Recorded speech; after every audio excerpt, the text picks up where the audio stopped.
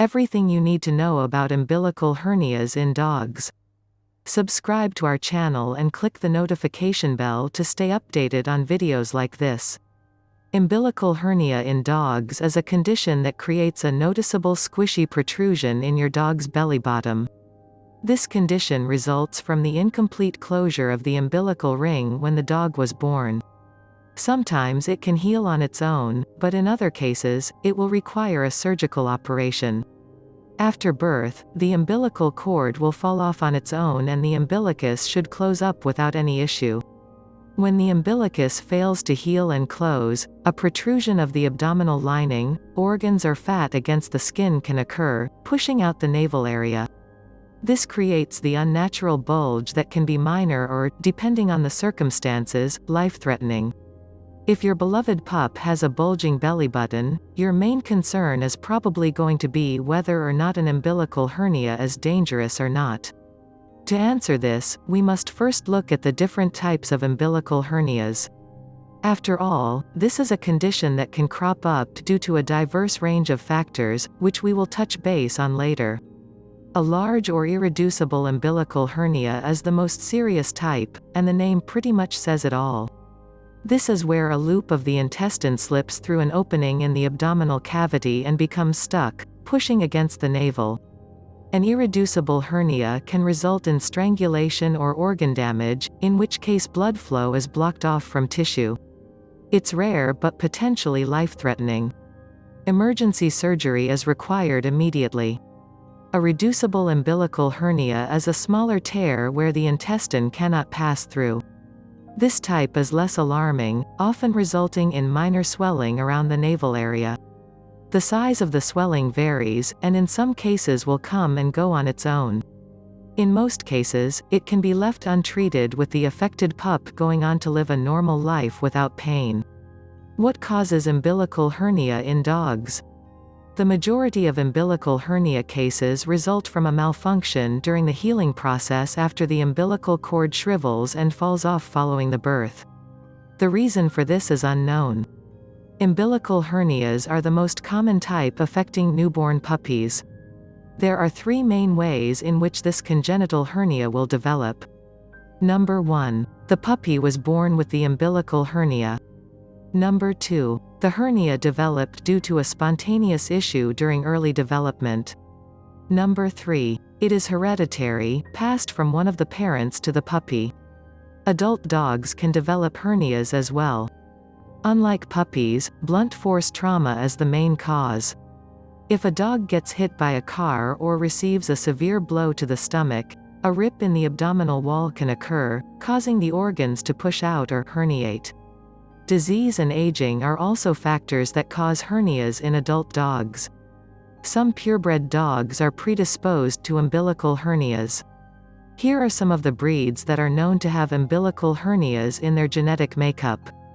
Number 1. Basenji. Number 2. Pekingese. Number 3. Airedale Terrier.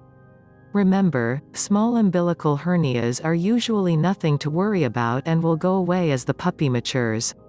If you suspect that your puppy or dog may be suffering from an irreducible umbilical hernia, keep an eye out for symptoms such as a noticeable swelling at the umbilicus or belly button and the area is warm to the touch.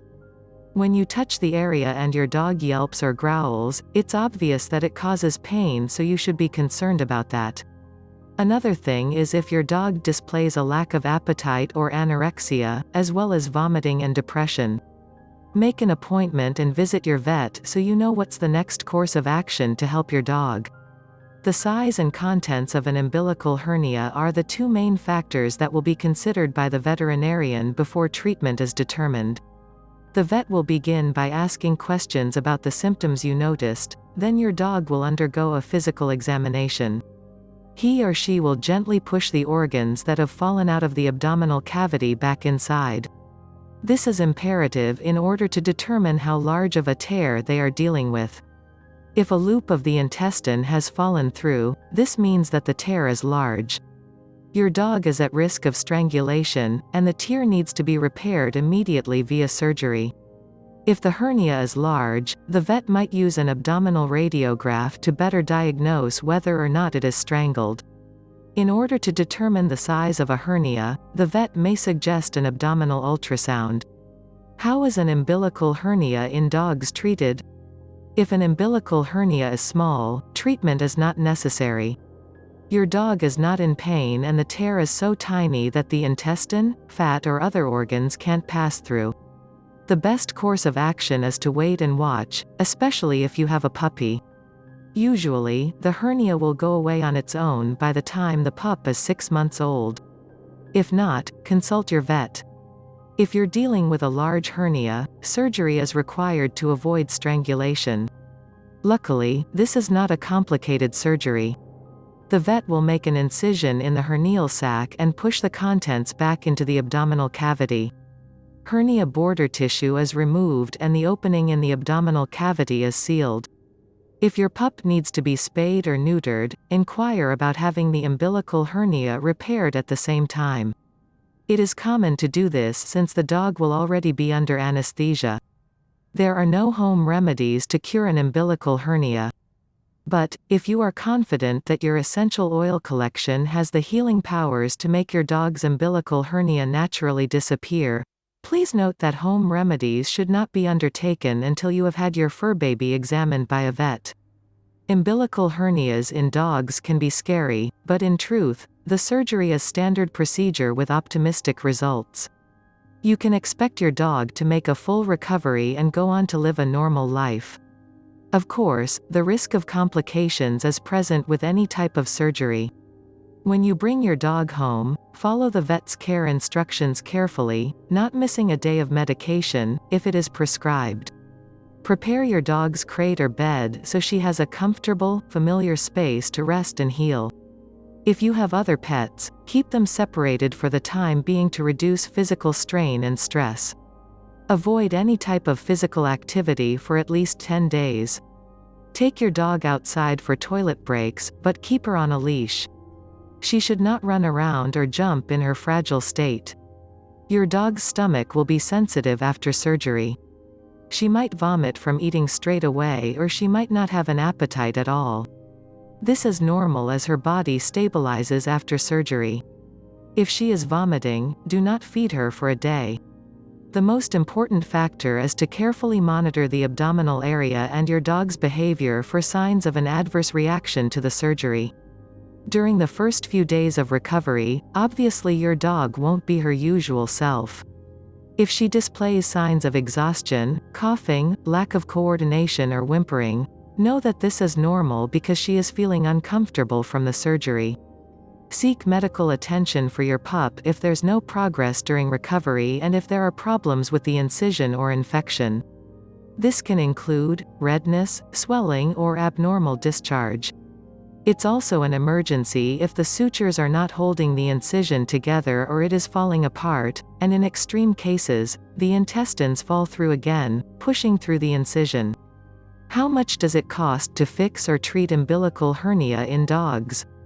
The cost of surgery for a dog with an umbilical hernia will depend on the size and severity of the hernia. But, the good news is, this standard surgery isn't that expensive. Excluding the initial physical examination and potential lab work, the cost of umbilical hernia surgery is between $150 to $400. What is the prognosis for an umbilical hernia?